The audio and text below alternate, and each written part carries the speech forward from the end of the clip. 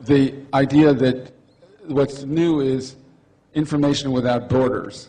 And this is the debate about one internet as opposed to many jurisdictional internets.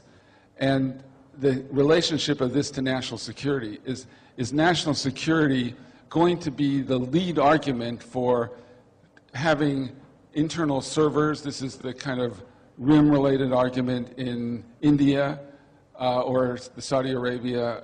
It's certainly the China argument, which is, hey, in this world in which information wildly flows, we need to maintain control in some way through an intranet as opposed to an internet.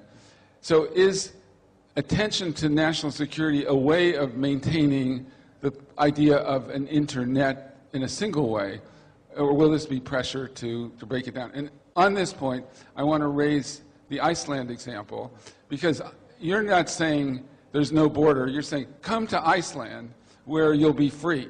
And maybe you could say a word about IMI and the idea that there should be a place in the world liberated from all these restrictions, a kind of brigadoon of the internet.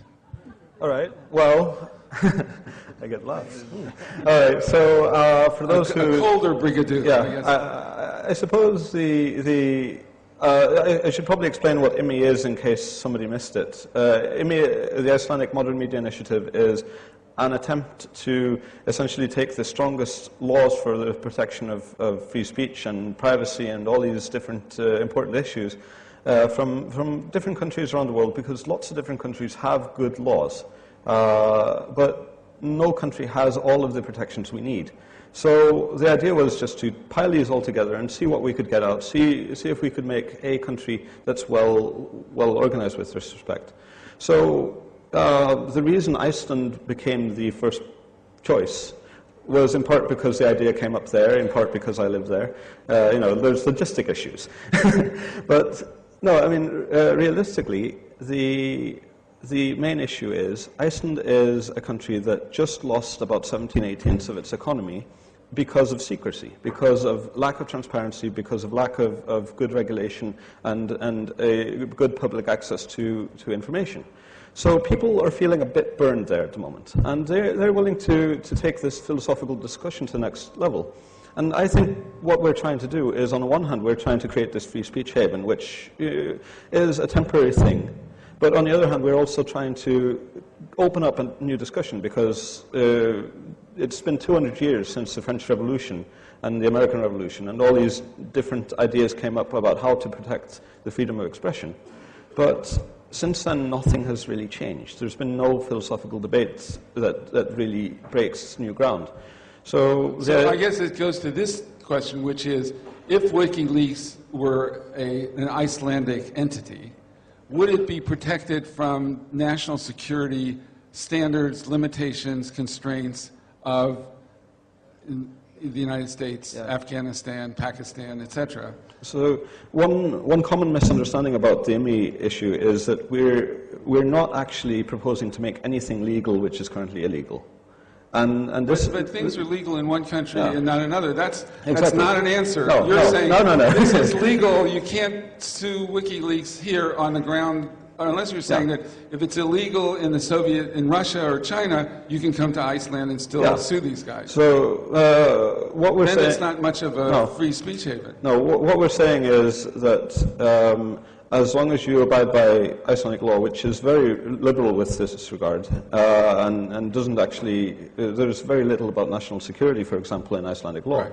Right. We don't have an army, so why would we have state secrets like that? Right. But on the other hand, where the geysers are. We have volcanoes, if anybody wants to be. But no, the issue is, if we're trying to say, here is a place where people can put their hardware.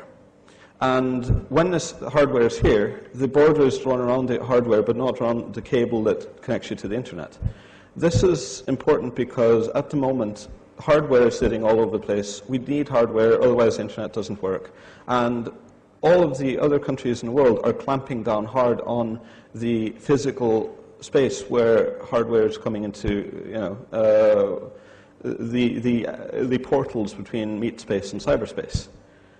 Okay, well, this is an experiment that everybody should watch, whether there's a potential way of dealing or changing the... But I think the more important point that you're making is that Iceland is making a contribution to the culture of discussion. It's trying to look at how to think about the whole panoply of results.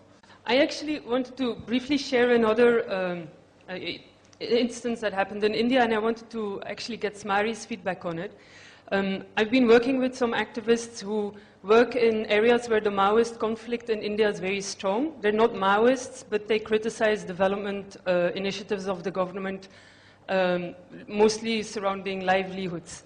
And some of these websites also got blocked, and it wasn't very clear who or what, nor did they bother to get into the details. But what we did at that time was thinking some of these groups are not very tech-savvy, so we contacted some friendly European ISPs who we know normally host websites that are blocked in oppressive countries.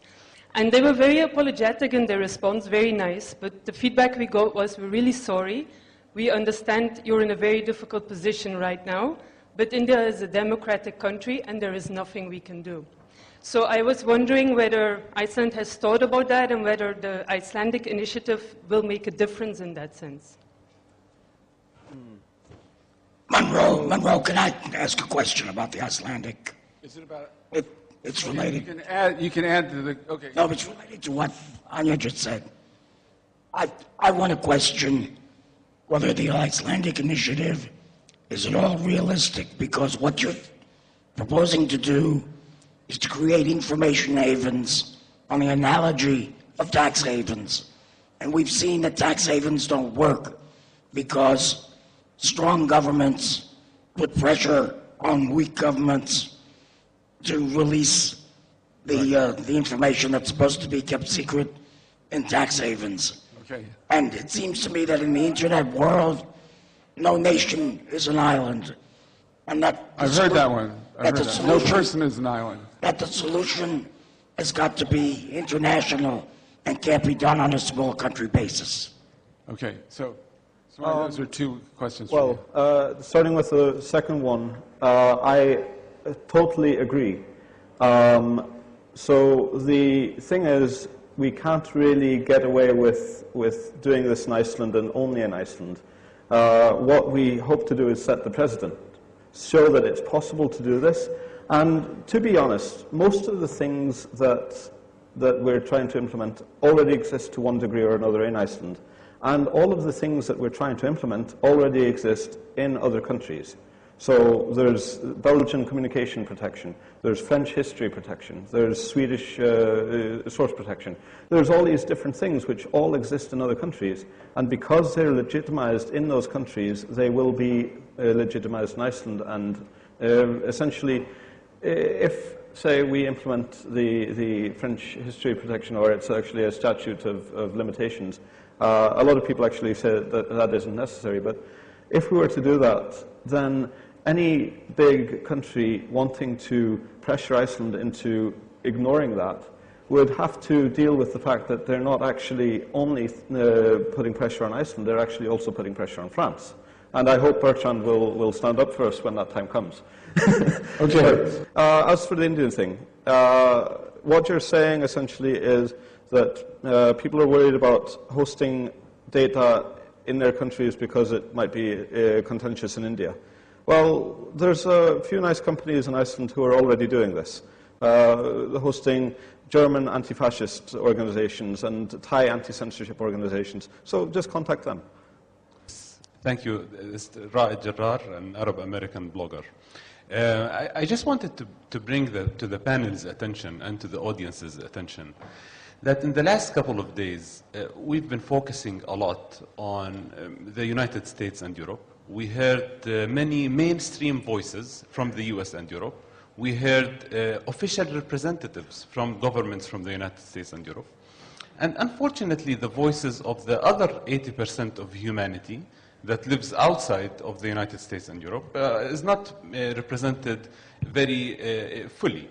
So I don't think we heard many mainstream voices from South America or Africa or Asia, especially with issues that has to do with national security. Now today we heard very nuanced ideas about the national security in Europe and the US, justifications of why WikiLeaks is a threat on national security, some details, people offended because some criticism came to the US. But on the other hand, I think there was a blanket criticism to China, India, Iran, and other countries who are, I think, viewed in the last couple of days in very negative black and white fashion. So my question to the panel is that the same way that the panel saw this WikiLeaks issue in a nuanced way, they saw it as a tool that is evading the state's national security censorship and constraints. Do they see any justification for China and India and Iran and Saudi Arabia and other Middle Eastern countries to do censorship because of their national security? Do they think that their national security matters? Do they think that some of our attempts to circumvent their censorship is actually threatening their national security the same way that they are worried about WikiLeaks? Thank you. It's an excellent question. It's so good a question that I don't think it can be answered in the time remaining unless anybody wants to take a stab. Can I? Iceland is is in the league with Saudi Arabia and Iran or something. Yeah, I believe we're a terrorist state now. At least the British think so. But can I give like 2 points on that, because Yes, I think it's 2 points, but not it's 3. incredibly Okay. correct. And so 2 points. One from the Caucasus. There is a president in a Russian state in the Caucasus who publicly stated some months ago that he would have anybody who opposes him in the media removed on national security grounds. Removed was a fairly vague term, and we kind of know that we're talking about Kadyrov here.